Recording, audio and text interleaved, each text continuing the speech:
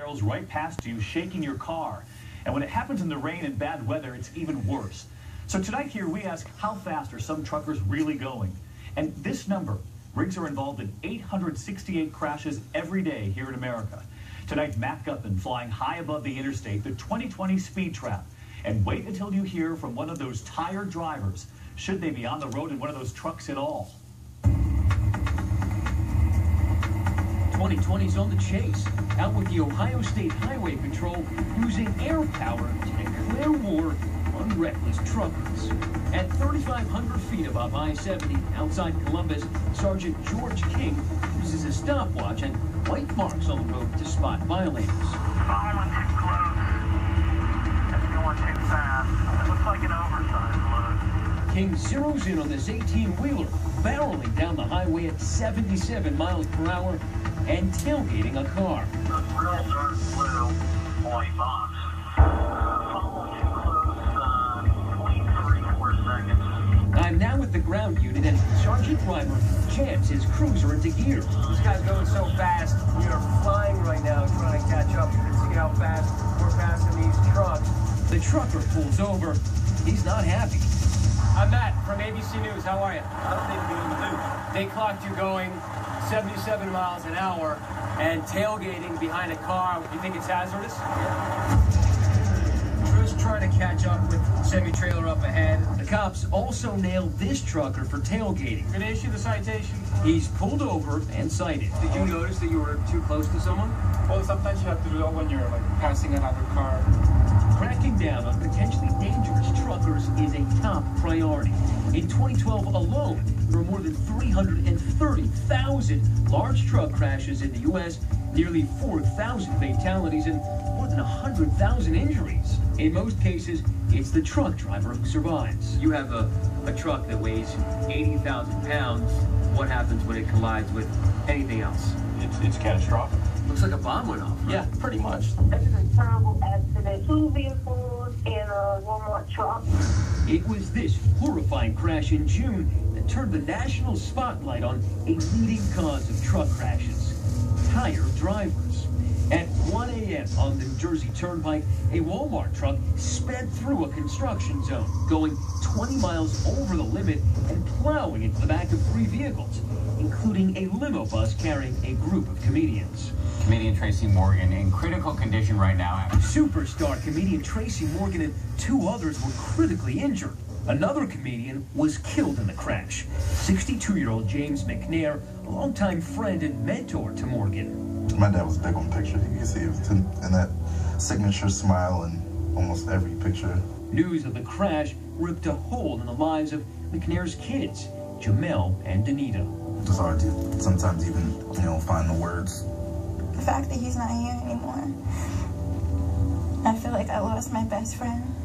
The family was shocked by what they learned about the Walmart driver, Kevin Roper, who has pleaded not guilty to charges related to the crash. Turns out that Roper had commuted over 700 miles from his home in Georgia to the Walmart facility in Delaware before he even punched in.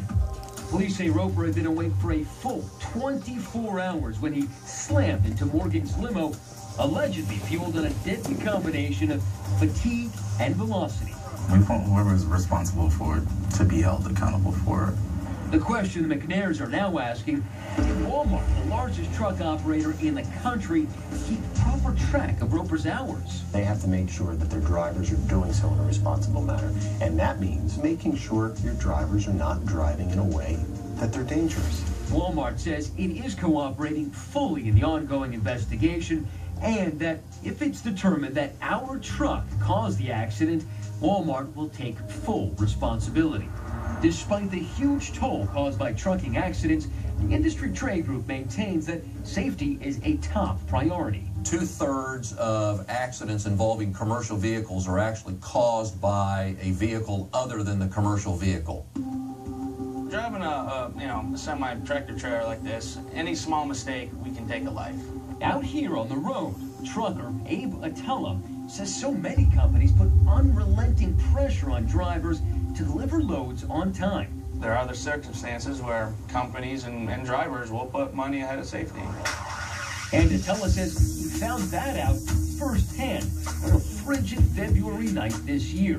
The trucker with the spotless record was in the middle of a 400-mile run to Wisconsin hauling a load of tomatoes for his company K&B.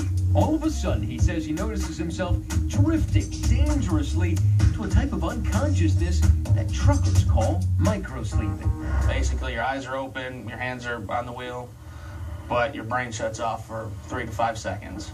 Attella says he was so worried he might cause an accident, he pulled into a truck stop and called the K&B dispatchers. Man, we got a bit of a problem, dude. I'm starting to fall asleep going down the road here. But get a load of this. The K&B dispatchers, instead of telling him to just get some rest, hot potato Abe from one dispatcher to another, each of them with the same advice. Get some coffee and then because we don't have a choice on this. Get a cup of coffee, walk around the truck, do something. I already did that earlier, man. Now the last dispatcher is relentless, even refusing to listen to Attella. Let's get out and get some fresh air. What is it, about 10 degrees outside? Yeah. That'll wake you right up, right? I can get you all fired up. If you want me to make you angry, I can get you woke up that way. He's not getting your goat. No, I knew before I made the phone call I was not moving that truck anymore until I got some sleep. I'm telling you, I'm not safe to drive at the moment. Okay, boy, then here's the deal. We don't have a choice on this. That's not how we work here, KB. I say I'm not going to hurt anybody out here on the road. You know what? You don't need to jump to that. That's dramatic I don't need this morning, right? You're being honest, and he's saying, oh, that's dramatic bullcrap. I don't need this. I mean, it was very clear at that point that he just cared about that load and making that money. And But the dispatcher still isn't through. Listen as he now ups the ante, threatening to dock Attella's pay. Wonder where your paycheck went this week? You know, it came down to where it went tonight. Are we clear on that? Yes, we are clear. Okay, I don't know if you have a wife at home and she's going to ask you, hey, what happened this week? Finally, K&B agrees to send another driver to rescue the load of tomatoes so Attella can finally get some sleep. So, you wonder where your paycheck went this week? And ultimately, the company didn't dock his pay. K&B refused to talk to us about how its dispatchers handled Attella's case, but we did get a very clear response from the head of the trucking lobby. Well, the driver was obviously doing the right thing. And the dispatcher was obviously doing the wrong thing. There's just too much at stake when you have a commercial vehicle going down the nation's highways with a fatigued driver. Attella decided to quit K&B a few months ago. He's still driving a truck, hauling loads between the booming oil shale fields of western Pennsylvania. He now says he's proud of exposing one of the industry's biggest dangers and of keeping his record and conscience clean. this is the side of trucking that people never see. You know, this is the kind of treatment that drivers have been putting up with for so long because we know that our jobs are on the line here. Next, cars wiped out, playing chicken with speeding trains. Their close calls and crashes posted online. But what about the trains they never saw coming because their signals and warnings were obscured? How can you see a train? You can't. Killer crossings when we come back.